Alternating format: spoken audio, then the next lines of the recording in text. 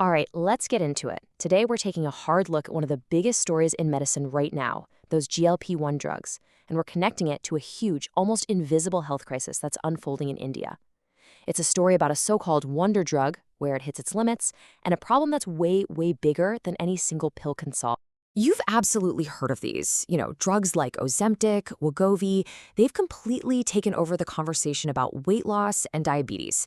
And let's be clear, they are truly changing the health and the lives of millions of people all over the world.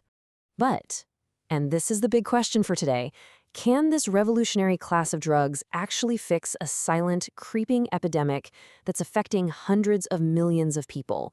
An epidemic that most people aren't even aware of. Let's find out. So first up, the GLP-1 revolution. Before we can really get into the limits of these drugs, we need to be on the same page about why everyone thinks they're such a massive game changer in the first place. Okay, let's break down the science real quick. These GLP-1 drugs work by copying a hormone our own gut makes. It's pretty clever, actually. It does two main things. It helps manage your blood sugar, and this is the big one, it tells your brain you're full.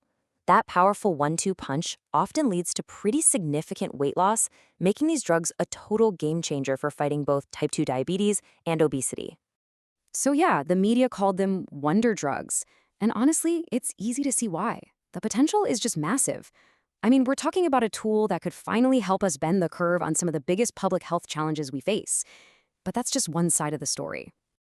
And now for the big pivot. We're going to shift our focus from the global headlines to what's happening in India, to a silent epidemic that isn't getting anywhere near the same level of attention. 1 in 3. Just let that sink in for a second. In India, almost a third of all adults are living with the condition we're about to talk about. That is a staggering number for a disease most people have never, ever heard of. So what is it? It's called non-alcoholic fatty liver disease, or NAFLD for short. And it's pretty much what it sounds like. A buildup of fat in the liver that has nothing to do with drinking alcohol. But here's the really dangerous part. It's silent. In the beginning, you feel totally fine. No symptoms, nothing. And this is where it gets really scary. It starts simple, with just some extra fat in the liver. That's NAFLD. But for a lot of people, it quietly gets worse. It progresses to something called NASH, where the liver gets inflamed and starts to scar. And if you don't catch it, that can lead to cirrhosis. That's severe, permanent damage that can cause your liver to just fail. And all of this can be happening without you even knowing it. Okay, so this brings us to the big question, right? We have a wonder drug that's great at fighting obesity and diabetes, the very things that cause fatty liver disease. So, problem solved? Is this the answer? This is where it gets really interesting. On the left, you see what GLP-1s are amazing at. Controlling your appetite, managing blood sugar, helping you lose weight. Fantastic. But look at the right. What a badly damaged liver needs is totally different. It needs something to reverse scarring, to fight inflammation inside the liver, and maybe even help grow new healthy cells. You see the problem? It's a mismatch. The tool just isn't built for that kind of repair job. Here's a good way to think about it. GLP-1s are like the world's best fire extinguisher. They are phenomenal at fighting the causes of fatty liver and preventing the fire from ever starting.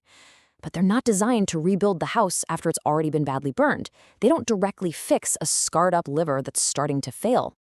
So that leads us right here. If this incredible drug isn't the whole answer, then what is? Well, the experts all pretty much agree. It has to be a much bigger, more comprehensive strategy. The real solution has to be a multi-pronged attack. It's not one single thing. It's a combination of 4 critical parts.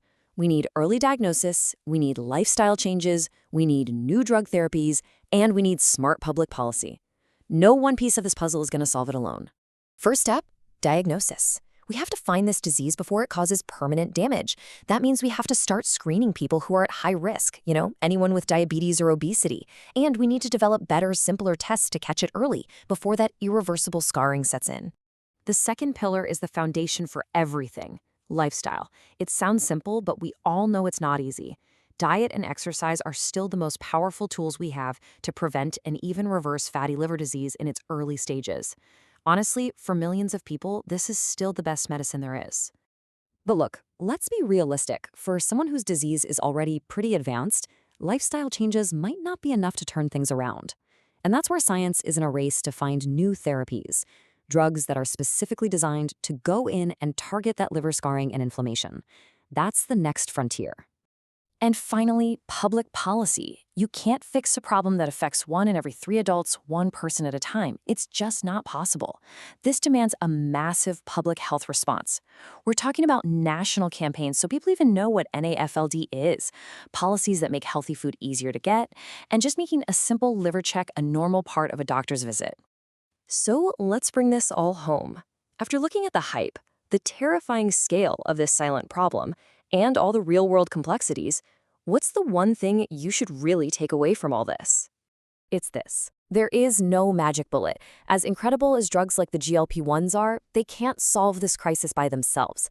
For a problem this complex, this woven into our society, the solution can't be simple. It has to be just as layered and comprehensive as the problem itself.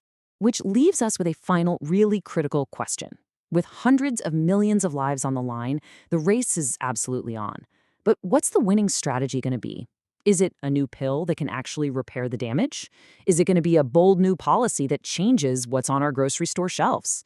Or is it something harder? A fundamental shift in our entire culture and how we even think about health? The answer to that is going to define public health in India for generations to come.